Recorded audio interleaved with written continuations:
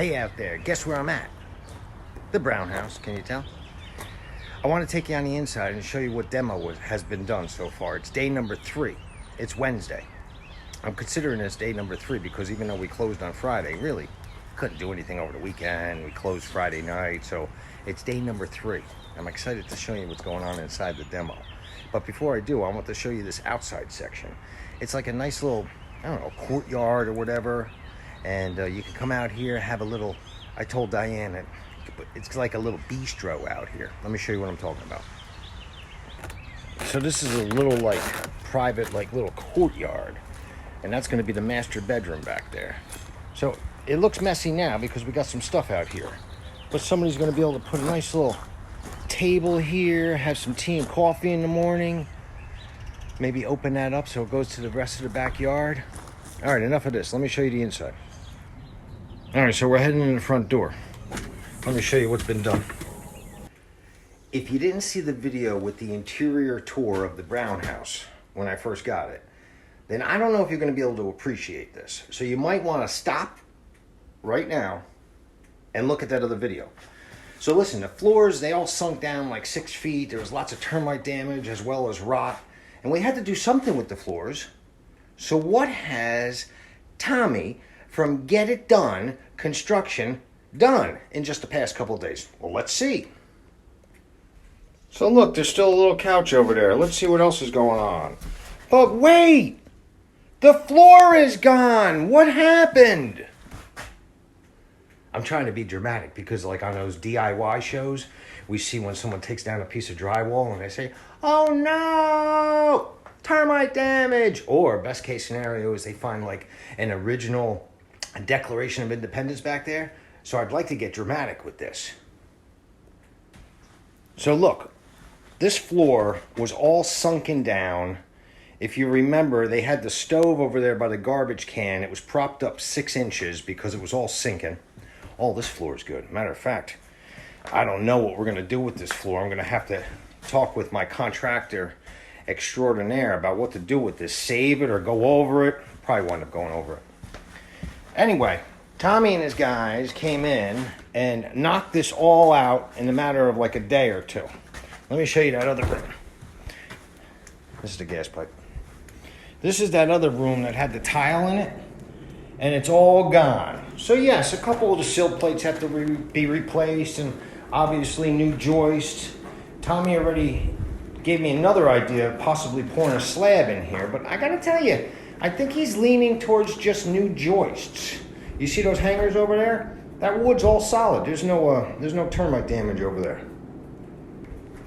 Now, would I be in such a good mood about all this damage and work if I didn't have Tommy taking care of business? I don't know. I probably still would be because I'm a pretty upbeat kind of guy. However, having someone here that knows what he's doing, I gotta tell you, I don't want to get too mushy, but man, the comfort I feel.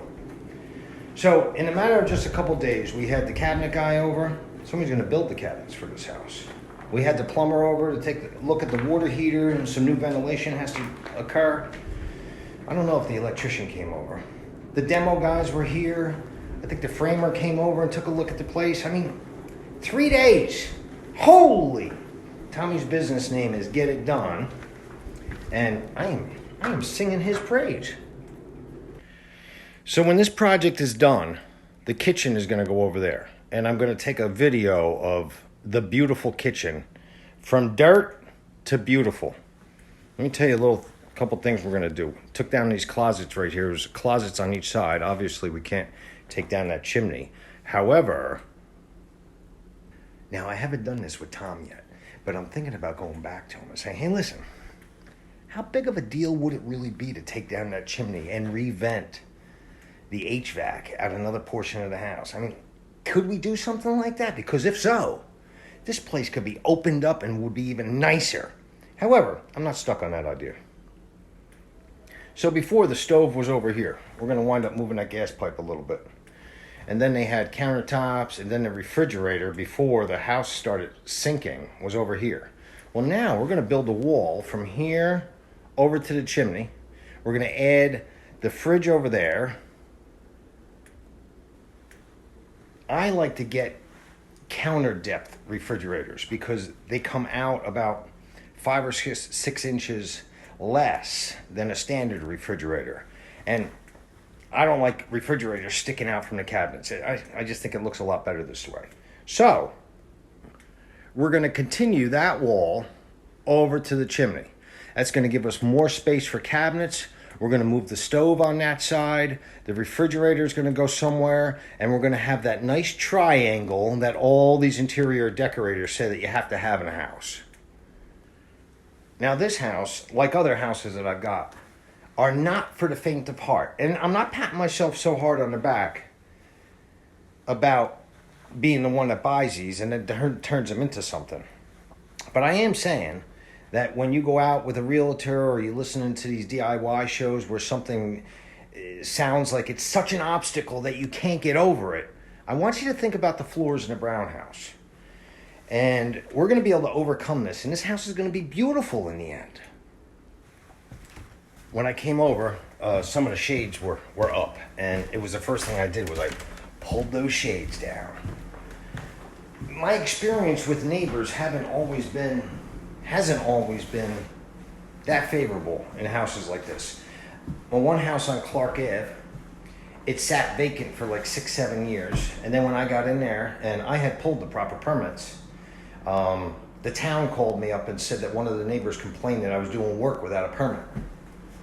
And I said to the guy that called me, that's funny, this house is like cat infested, open up for vagrants, and just an eyesore to the community. And when I go in and start working on the house, a neighbor calls and complains.